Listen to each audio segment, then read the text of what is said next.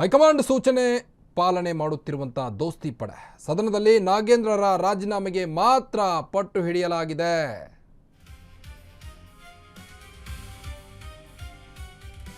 High command ಸೂಚನೆ ಪಾಲನೆ ಮಾಡುತ್ತಿರುವಂತಹ ದೋಸ್ತಿ ಪಡೆ ಸದನದಲ್ಲಿ ನಾಗೇಂದ್ರ ಅವರ ರಾಜೀನಾಮೆಗೆ ಮಾತ್ರ ಪಟ್ಟು ಹಿಡಿಯಬೇಕು, ಬೇರೆ ವಿಷಯ ಚರ್ಚೆ ಆಗುವಂತಿಲ್ಲ ಅಂತೆ ಹೈಕಮಾಂಡ್ ನಾಯಕರು ಹೇಳಿದಾರಂತೆ. ರಾಜೀನಾಮೆ ಕೊಡುವವರೆಗೂ ಹೋರಾಟ ಮಾಡಿ ಅಂತ ಜೆಡಿಎಸ್ ಮತ್ತು ಬಿಜೆಪಿ ನಾಯಕರು ಹೇಳಿದಾರಂತೆ. ಹಿಂದೆ ಸರಿಯಲೇಬೇಡಿ ಅಂತ ಹೈಕಮಾಂಡ್ ಆದೇಶವನ್ನು ನೀಡಿದೆ ಅಂತ. ಹೈಕಮಾಂಡ್ ಮಾತಿನಂತೆ ರಾಜೀನಾಮೆಗೆ ಈಗ ಬಿಜೆಪಿ ನಾಯಕರು ಮತ್ತು ಜೆಡಿಎಸ್ ನಾಯಕರು ಪಟ್ಟು ಹಿಡಿದು ಕೂತಿದ್ದಾರೆ. ಚರ್ಚೆಗೆ ಸಾಕಷ್ಟು ವಿಷಯಗಳಿವೆ, ಆದರೆ ಅವು ಬೇಡ, ಕೇವಲ ಬಿ ನಾಗೇಂದ್ರ ಅವರ ರಾಜೀನಾಮೆ ಪಡೆಯಬೇಕು. ಹೀಗಾಗಿ ಪಟ್ಟು ಹಿಡಿದು ಕೂರಿ ಅಧಿವೇಶನದಲ್ಲಿ ಅಂತ ಹಲವು ನಾಯಕರಿಗೆ ಕರೆ ಕೊಟ್ಟಿದ್ದಾರಂತೆ ಹೈಕಮಾಂಡ್ ವರಿಷ್ಠರು. ಸದನ ಆರಂಭವಾದರೆ ಸಾಕು, ನಾಗೇಂದ್ರ ಅವರದ್ದೇ ಮಾತು. ಸಾಕಷ್ಟು ಕ್ಷೇತ್ರಗಳಲ್ಲಿ ಬರಗಾಲ, ನೀರಿನ ಸಮಸ್ಯೆ ಇದೆ, ಈ ಬಗ್ಗೆ ಚರ್ಚೆ ಮಾಡದಿದ್ರೆ ಕಷ್ಟ ಆಗುತ್ತೆ ಅಂತ ಒಂದು ಕಡೆ ಆತಂಕವನ್ನು ವ್ಯಕ್ತಪಡಿಸ್ತಾ ಇದ್ದಾರೆ ಕೆಲವೊಂದಿಷ್ಟು ಶಾಸಕರು. ಆತಂಕ ಇದ್ರೂ ಏನೂ ಮಾಡಲಾಗ್ತಿಲ್ಲ ಎಂದು ಬೇಸರ ವ್ಯಕ್ತಪಡಿಸಿದ್ದಾರೆ. ಬೇಸರ ವ್ಯಕ್ತಪಡಿಸಿದ್ರು ಕಷ್ಟ, ವ್ಯಕ್ತಪಡಿಸದಿದ್ರು ಕಷ್ಟ. ಒಂದು ಕಡೆ ಮಳೆ ಇಲ್ಲ, ಬರಪೀಡಿತ ಪ್ರದೇಶ, ಅಲ್ಲಲ್ಲಿ ಕುಡಿಲಿಕ್ಕೂ ಕೂಡ ನೀರಿಲ್ಲ, ಕೃಷಿ ಮಾಡಲಿಕ್ಕೆ ನೀರಿಲ್ಲ. ಒಂದು ಕಡೆ ಕಾವೇರಿ ಕಿಚ್ಚು, ಒಂದು ಕಡೆ ಶಾಸಕರ ಅಸಮಾಧಾನ, ಇವೆಲ್ಲವೂ ಚರ್ಚೆ ಆಗಬೇಕಾಗಿತ್ತು. ಬಿಡದಿ ಟೌನ್ಶಿಪ್ ಆಗಲಿ, ಅನೇಕ ವಿಷಯಗಳು ಚರ್ಚೆಗೆ ಇವೆ ಅಧಿವೇಶನದಲ್ಲಿ. ಆದರೆ ಅದ್ಯಾವುದು ಬಿಜೆಪಿ ನಾಯಕರಿಗೆ ಬೇಕಾಗಿಲ್ಲ. ಕೇವಲ ವಾಲ್ಮೀಕಿ ಹಗರಣದ ಆರೋಪಿಯಾದಂಥ ಬಿ ನಾಗೇಂದ್ರ ಅವರ ರಾಜೀನಾಮೆ, ಇದೊಂದೇ ಈಗ ಬಿಜೆಪಿ ನಾಯಕರ ಗುರಿಯಾಗಿದೆ. ಹೈಕಮಾಂಡ್ ಮಾತಿನಂತೆ ರಾಜೀನಾಮೆಗೆ ಈಗ ಮೈತ್ರಿ ನಾಯಕರು ಜೋತು ಬಿದ್ದಿದ್ದಾರೆ. ಚರ್ಚೆಗೆ ಸಾಕಷ್ಟು ವಿಷಯಗಳಿದ್ರೂ ಸಹಿತ ಶಾಸಕರು ಡೋಂಟ್ ಕೇರ್ ಅಂತ ಇದ್ದಾರೆ. ಜೆಡಿಎಸ್ಗೆ ಬಿಡದಿ ಚಿಂತೆ ಒಂದು ಕಡೆ ಆದರೆ ಬಿಜೆಪಿಗೆ ನಾಗೇಂದ್ರ ಅವರ ರಾಜೀನಾಮೆ ಒಂದು ಕಡೆ. ಸಿಎಂ ಡಿಕೆ ಸರ್ಕಾರದ ವಿರುದ್ಧ ಸದನದಲ್ಲಿ ಈಗ ನಿಗಿ ಕೆಂಡ ಕಾರ್ತಿದ್ದಾರೆ ಒಂದು ಕಡೆ ಬಿಜೆಪಿ ನಾಯಕರು.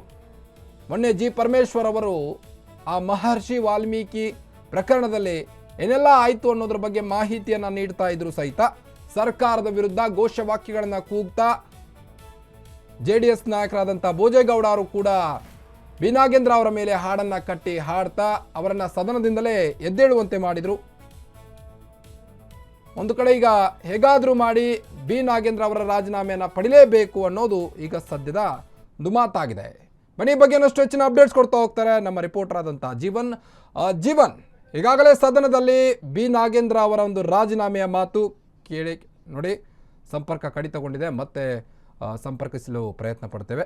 ಸದನದಲ್ಲಿ ಈಗ ನಾಗೇಂದ್ರ ಅವರದೇ ಮಾತು, ಯಾವುದೇ ಚರ್ಚೆ ಇಲ್ಲ.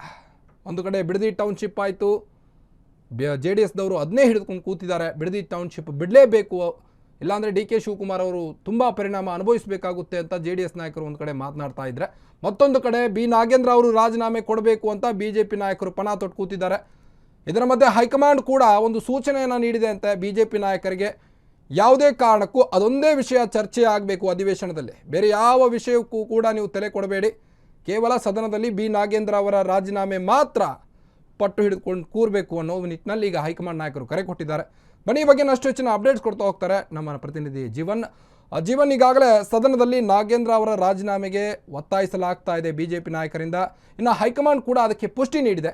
ಏನಿದೆ ಮೋರ್ ಡೀಟೇಲ್ಸ್?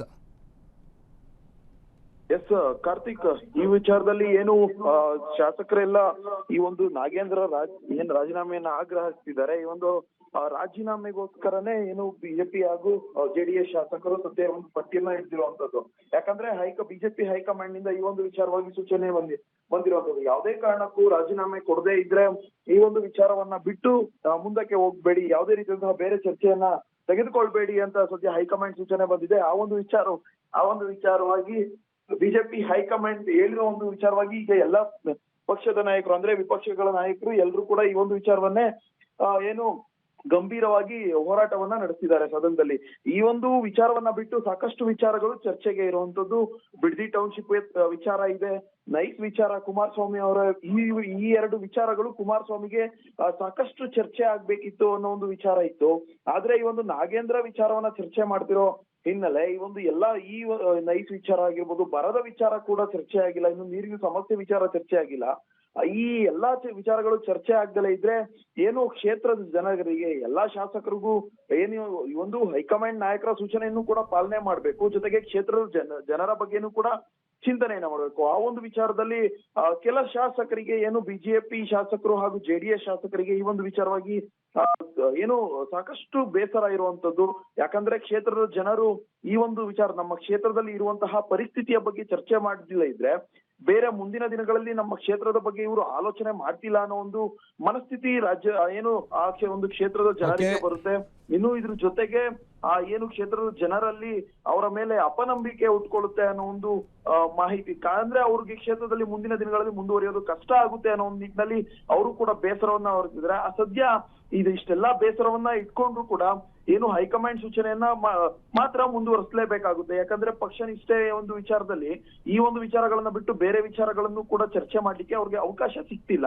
ಅದರಿಂದ ಈಗ ಒಂದು ಚರ್ಚೆ ಮಾಡ್ಬೇಕಾ ಅಥವಾ ಬಿಡ್ಬೇಕಾ, ಬಿಟ್ರು ಕಷ್ಟ. ಈಗ ಸದ್ಯದ ಪರಿಸ್ಥಿತಿ ಹೇಗಿದೆ ಅಂದ್ರೆ ಅವ್ರಿಗೆ ಬೇರೆ ಒಂದು ವಿಚಾರಗಳನ್ನ ತಗೊಳ್ಳಿಲ್ಲ ಅಂದ್ರೂ ಕಷ್ಟ ಆಗುತ್ತೆ, ತೆಗೆದುಕೊಂಡ್ರು ಕೂಡ ಕಷ್ಟ ಆಗುತ್ತೆ. ಯಾಕಂದ್ರೆ ಹೈಕಮಾಂಡ್ ಸೂಚನೆ ಇರುವಂತದ್ದು ನಾಗೇಂದ್ರ ವಿಚಾರವನ್ನೇ ಗಂಭೀರವಾಗಿ ಪರಿಗಣಿಸಿ ಅಂತ ವಿಚಾರವಾಗಿ ಸದ್ಯ ಇವೆಲ್ಲ ವಿಚಾರದಿಂದ ಬೇಸರ ಆಗಿರೋದು. ಈ ಒಂದು ಬೇಸರವನ್ನ ಹೇಳ್ಕೊಳ್ಳೋದಕ್ಕೂ ಆಗ್ತಿಲ್ಲ ಅವರ ಪಕ್ಷದ ಅಂದ್ರೆ ಪಕ್ಷ. ಓಕೆ ಜೀವನ್, ಥ್ಯಾಂಕ್ ಯು ತಮ್ಮೆಲ್ಲ ಮಾಹಿತಿಗಾಗಿ.